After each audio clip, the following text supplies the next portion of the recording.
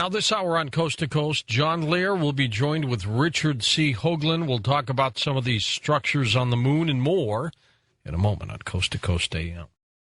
John, tell us a little bit more about Richard Hoagland's Moon-Mars connection that helped get you interested in some of the moon work. It was fascinating, but just let me slip this in here. Ron Schmidt, who has helped me with all this and done tremendous research over the past 2 months, has a website, thelivingmoon.com and landoflegends.us. That's thelivingmoon.com and landoflegends.us. And just a quick shout to Hank McCoy and my daughters Allie and Jax and their friends Trish and Matt. Now, when I saw that Moon-Mars connection of Richard Hoagland, it was absolutely fascinating. And so I started researching all the stuff that he had shown in that, and that's what led me to all of this research I've done. I mean, Richard is a fantastic guy. I've talked to him many times on the phone. He showed me some pictures. He had one hidden. Not hidden, but he didn't name it, and it was on his website. And since the name wasn't there, I didn't want to say, "Hey, what's that?" Yeah. And make a jerk out of myself. So I waited a couple of days, maybe a week or so, and then I finally sent it to him. I said, "What's that?" He emails back and he says, "You like it?" I said, "Richard, I'm going to wring your neck unless you tell me what that is." And it was a structure rising out of Tri-Sneckers, about 60 miles high. It was fantastic. Anyway, Richard is a great guy. Well, I'm going to invite everybody in now to listen to this conversation between you, John, and Richard Hoagland as you talk about this issue of Moon-Mars. And so come on in, everybody, along with Richard C. Hoagland, the head of the EnterpriseMission.com. Hi, Richard. How are you? Our national campfire, George. Absolutely. It is. Look, Richard, I'm going to do this a little differently this time. I'm going to I'll interject every once in a while, as I always do, but I kind of want a conversation between you and John. I mean, both of you have come up with just some startling revelations of issues on the moon. Rich, I want you to talk to him about what you showed me at Joshua Tree, that incredible robotic head. But go ahead, just chat, have some fun. Okay. Well, first of all, let me acknowledge someone who's really important on our team. You met him at Joshua Tree, Steve Troy. Yes, I did. Who has done some incredible work going back about 10 years. I believe, John, part of your photographic montage that you sent over to Lex was the crater Kepler. Yeah, and that's Steve Troy's picture. Exactly, and that's the area you call the city. Steve has been over that with literally a microscope and was showing me that like 8-9 years ago, and we were finding things in some of the lunar orbiter stuff that actually to this day has not been published. He's actually going to have a three-dimensional computer modeling of some of that now crafted by some of our VTR friends. And he has done such amazing work. As I was saying earlier tonight, George, you don't believe in coincidence. No. Tonight I did 2 hours with our old friend David Livingston on the Space Show, which is the show that he has that kind of has co-opted all of the alternate space people, the engineers and the NASA people and the disenfranchised contractor people, all the people that can't understand what Griffin is really up to, because nothing about the New Moon Initiative really makes engineering sense, and we might get into that in a little while.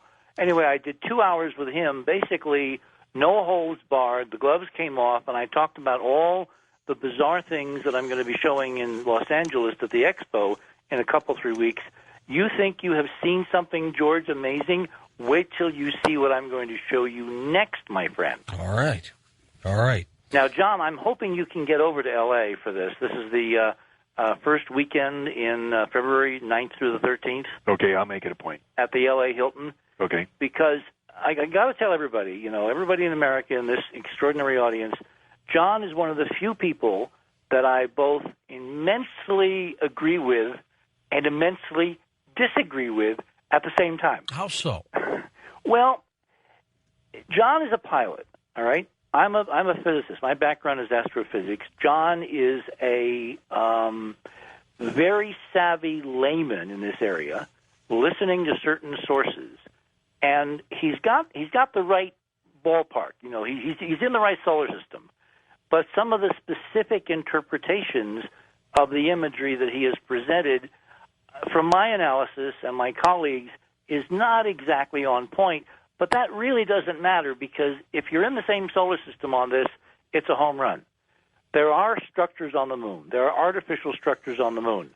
Some of them are old, incredibly old. Some of them are new. I don't know how new. I don't know whether we're mining for minerals. Minerals is kind of passé when you get to this level of exploitation of celestial objects. Frankly, John, I think we're mining for the retro-engineering of the ancient technologies that are deep under the visible and battered lunar surface. Can you imagine what it would be worth to find a working device that could produce free energy? Forget helium-3, that could tap into the 0 point directly, bring it back to Earth, figure out how it worked, and then have independent free power forever and lock it up, have the sole ownership of that technology. I mean, there's lots to mine on the moon. I don't think it's minerals. I think it's technology and the ancient science of those who came before. And we're looking for it with a bucket wheel excavator that's 100 feet high? Because on this show a few weeks ago, remember, George, I made a big deal about the so-called Ina Formation? Mm-hmm. This is a formation, John, that was made a big deal of by a couple of guys at Harvard a few weeks ago with a paper in Nature. There's an area kind of like in the dead center of the moon, just above the center of the moon, about 3-4 miles across, looks like a kind of a horseshoe, called the Ina Formation, I-N-A. It is supposedly the youngest, cleanest, sharpest, smoothest area on the entire moon, as judged by the orbiter in Clementine and other photography. It also is brilliantly visible in titanium bands, meaning it has a lot of titanium on the surface. In fact, it's the most titanium they found of any spot on the moon. It looks, to me, again, coming at it from a different perspective, as an excavation. And what really cinches it, as I said on Coast, is that it's at 19.5. It's 19 degrees north, 5 degrees west. So somebody excavated a 3 or 4 mile area, like a super archaeological expedition, to show us dumb Earth guys when we got back to the moon, if that model is correct, if we were there before and we're going back now, where to look, because all the surface stuff is really beaten to hell in a handbasket. If you want to find pristine things that still work, things that you can learn from, if you want to find the libraries, you've got to dig below the surface.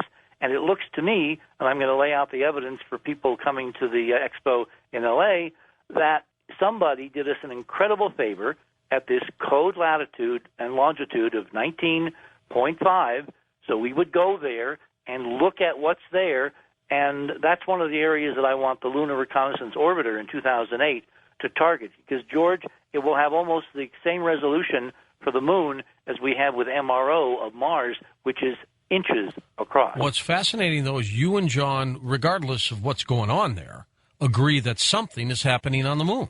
Well, I agree something happened. I'm much, much, much less certain, because I don't see it in our data that something is happening.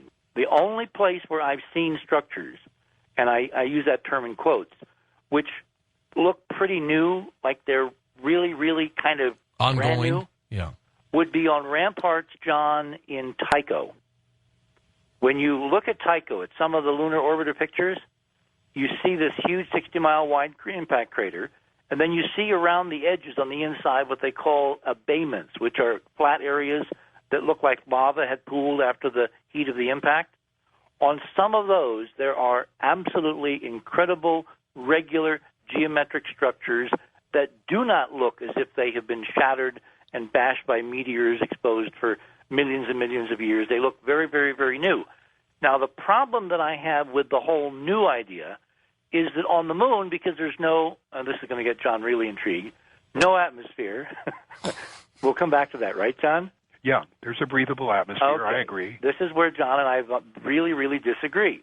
All right, but let's hold that for just a second. Well, you're in good company, because Bob Lazar doesn't believe it, and Ignorant Ape doesn't believe it. So you have good company. Well, but I've got evidence, and we'll go through the evidence for the audience, because in other words, what everyone needs to know is that John and I are not just picking this out of strange parts of our anatomy.